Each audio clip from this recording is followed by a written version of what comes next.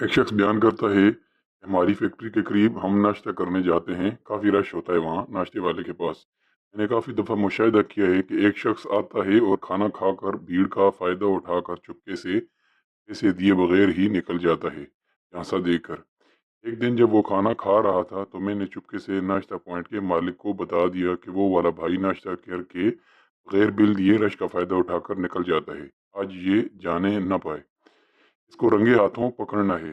میری بات سن کر ناشتے والا مالک مسکرانے لگ گیا اور کہنے لگا، اسے نکلنے دو، کچھ نہیں کہنا اس کو، بعد میں بات کرتے ہیں۔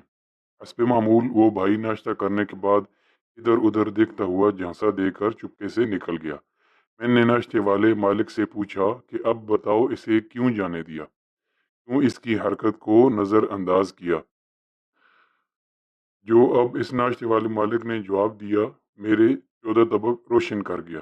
کہنے لگا کہ اکیلے تم نہیں، بہت سے بندوں نے اس کو نوٹ کیا اور مجھے بتایا، نہ بھی کوئی بتاتا تو مجھے خود بھی پتا ہے اس کی اس حرکت کا ہمیشہ سے۔ کہنے لگا کہ یہ سامنے بیٹھا رہتا ہے اور جب دیکھتا ہے کہ میری دکان پر رش ہو گیا ہے تو چپکے سے آ کر کھانا کھا کر نکل جاتا ہے۔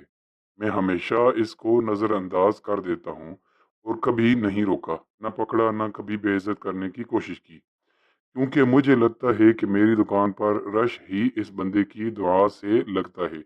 یہ سامنے بیٹھ کر دعا کرتا ہوگا کہ یا اللہ اس دکان پر رش ہو، میں اپنی کاروائی ڈال کر نکلوں، اور سچ میں رش ہو جاتا ہے ہمیشہ جب یہ آتا ہے۔